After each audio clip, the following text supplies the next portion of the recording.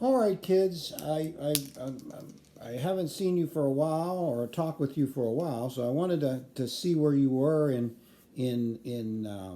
your conversation about firms, and I suspect that Mr. Spinola by this time has completed chapter 8 in your textbook, and you're moving into chapter 9 in your textbook. And chapter 9 in your textbook is a discussion about market structure.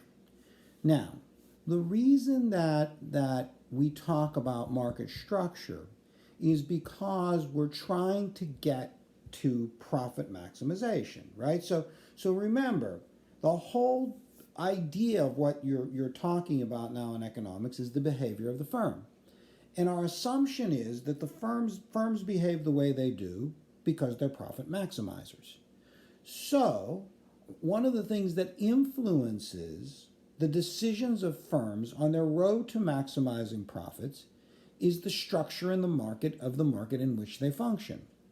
Now, when we talk about market structure, let's start with market. Market is really just all of the firms in the industry.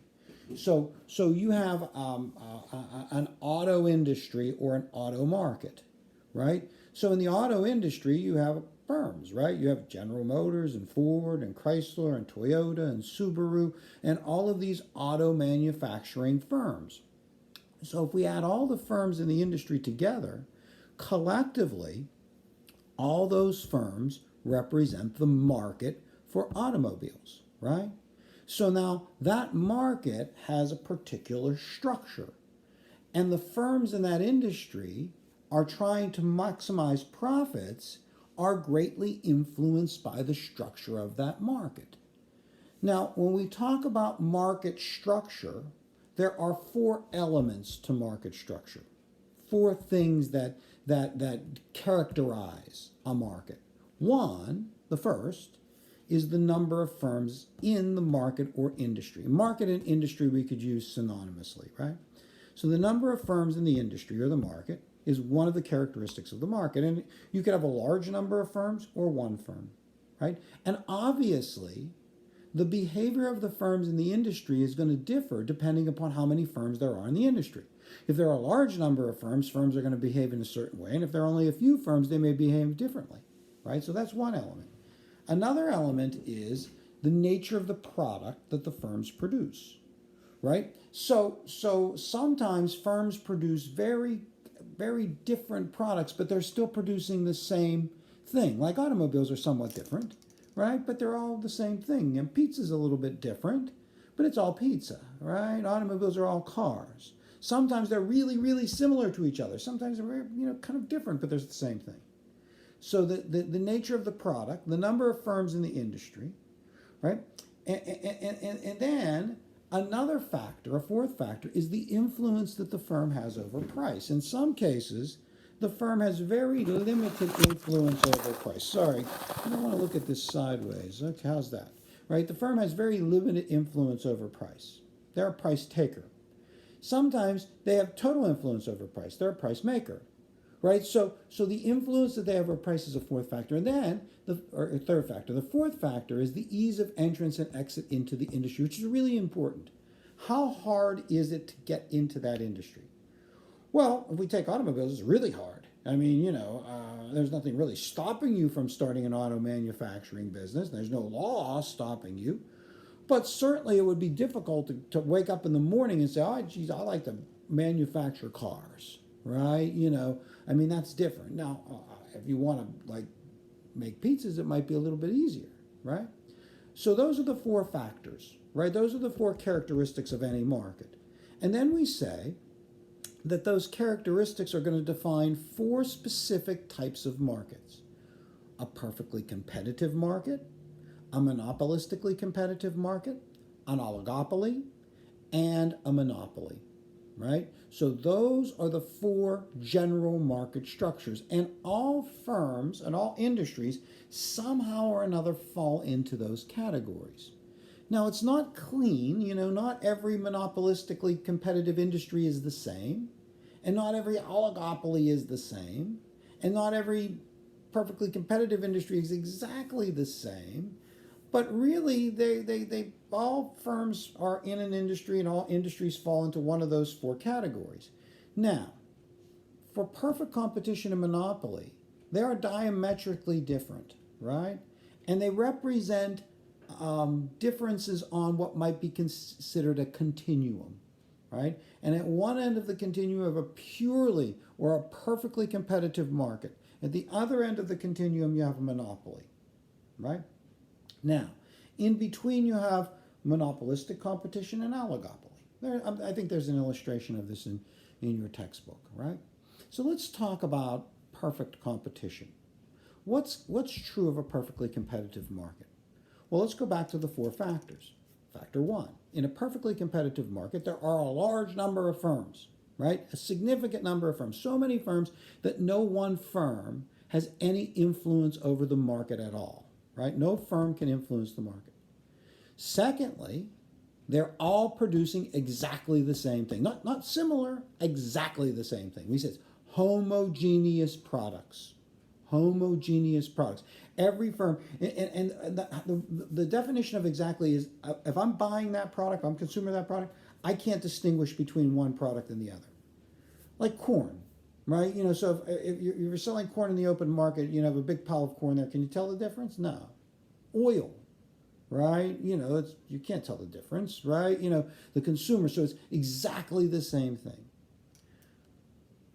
Thirdly, the individual firm in that market has no control over price, right? They are a price taker. And then fourthly, it's easy to enter and exit that industry. So in a perfectly competitive market, there are a large number of firms producing exactly the same thing, and the individual firm in that market has no influence over price, and it's easy to enter and exit that market. Now, let me stop for a second. I said the individual firm in that market, right? So the market, again, is all the firms in the industry, thousands of them in perfectly competitive industry. The individual firm is one firm in that industry. In agriculture is the closest thing to perfect competition. So one farmer is a firm. The wheat market is all the farmers that are producing wheat, right? Okay. Now, if that's true, and those are the characteristics of the market, what does the individual firm in that market do to maximize profits? And the answer is the individual firm in that market increases production to the point where the marginal revenue of the last unit they produce and sell is equal to the marginal cost of the last unit that they produce and sell. Now, I should tell you something. It doesn't matter what market structure that a firm is producing is. A firm maximizes profits where marginal revenue equals marginal cost. MR equals MC is profit maximization. If you remember that, when you take the test for this unit, that's the answer to 10 questions. Where does the firm maximize profit? Where marginal revenue equals marginal cost. Where marginal revenue equals marginal cost. Now, let's talk for a second, just a minute, then I'm going to conclude this video, right? What's the marginal revenue? The marginal revenue is the change in revenue associated with selling an additional product, right? So if I sell 10 products, right, and then I sell the 11th, how much does total revenue change when I sell the 11th?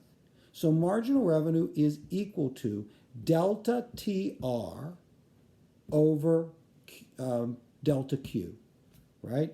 So that means marginal revenue, MR, is equal, two lines equal to delta triangle, TR, total revenue, over delta triangle, Q. So I change Q, quantity, by 1, right? How much does total revenue change? Right? That's the total revenue. Now, marginal cost is MC equal delta TC over delta Q.